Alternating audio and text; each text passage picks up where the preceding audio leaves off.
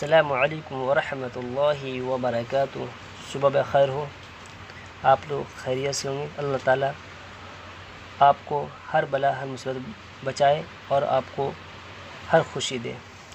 چلیے آج میں آپ کو ایسی ویڈیو لے کر آ رہا ہوں جو آپ کو بےحد خوشی ہوگی، اور میں 3-4 سال سے اسی ویڈیو کی تلاش میں کتابوں سے ڈھونڈ کر بہت کوشش کی، لیکن یہ ویڈیو جو اس کتاب میں جو لکھا ہوا ہے ایسی کتاب میں نہیں لکھا ہوا تھا، صرف پیج پہ لکھا ہوا تھا اور فوٹو کی مطلب نہیں بنا ہوا تھا، لیکن اس کتاب میں فوٹو کی تصویر کے ساتھ ہے کہ آپ کس طرف ہاتھ، اور یہ جو ویڈیو خاص طور پہ عورتوں کے لیے ہے۔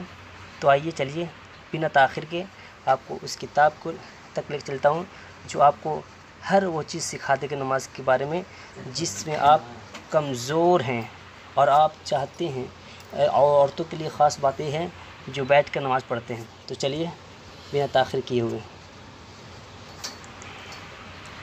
نماز کا طریقہ۔ تو نماز کا طریقہ تو مردی طریقہ ہوتا ہے، مردوں کا بھی اور عورتوں کا بھی۔ تو عورتوں کو طریقہ میں جو فرق ہے وہ زیادہ نہیں ہے۔ عورتوں کی نماز، عورتوں اور مردوں کی نماز میں زیادہ فرق نہیں ہے۔ قوما مس کھڑا ہونا۔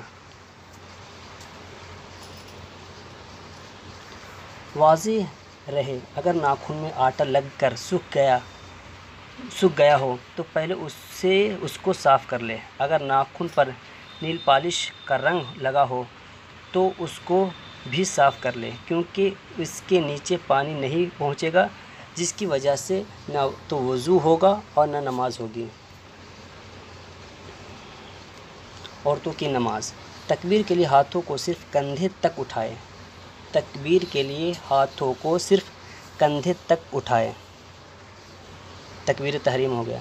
عام طور پر دیکھا گیا ہے کہ عورتیں اکثر بے وجہ پہ بیٹھ کر نماز پڑھتی ہیں۔ خاص طور پہ عورتوں کو سن لیں، یہ بہت میں اپنے آنکھوں سے دیکھا ہوں، تو خاص طور پر عورتوں کان کھول کر سن لیں میری پیاری بہن اور میری پیاری ماں۔ عام طور پر دیکھا گیا ہے کہ عورتیں اکثر بے وجہ بیٹھ کر نماز پڑھتی ہیں، حالانکہ دوسرے کاموں کے لیے چلتی پھرتی ہیں۔ جب تک خاص مجبوری نہ ہو بیٹھ کر نماز پڑھنا ٹھیک نہیں۔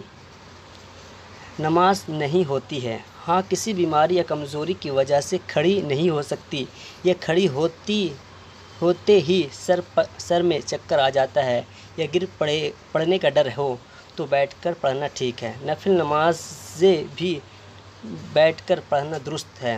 نفل نمازیں بیٹھ کر پڑھنا درست ہے، مگر بلا عذر بیٹھ کر پڑھنے سے آدھا ثواب ملے گا۔ مطلب اگر آپ مصیبت میں ہیں یا کوئی ایسی تکلیف ہے تو بیٹھ کر نماز پڑھ سکتے ہیں بلا عذر، مطلب کوئی پریشانی اگر نہیں ہے تو اگر بیٹھ کر نماز پڑھیں گے تو ثواب آدھا ملے گا۔ ایک تو ہماری نماز کمزور اور اس میں بھی ثواب آدھا ملے گا، اس لیے نفلیں بھی کھڑی ہو کر پڑھنا بہتر ہے۔ دکھا دیا۔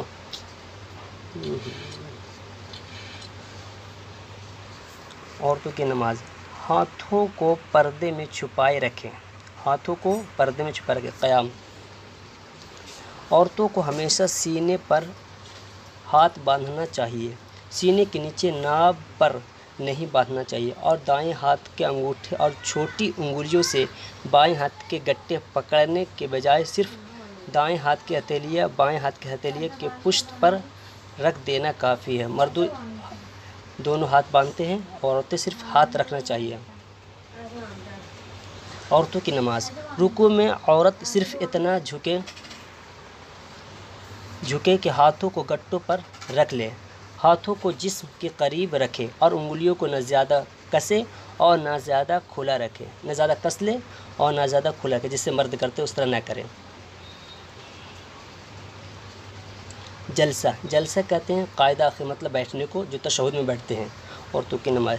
قاعدہ یا جلسہ میں دونوں پیروں کو دائیں جانب نکال کر بیٹھنا چاہیے تاکہ بائیں ران پر آ جائے اور دائیں پنڈلی بائیں پنڈلی پر رہے۔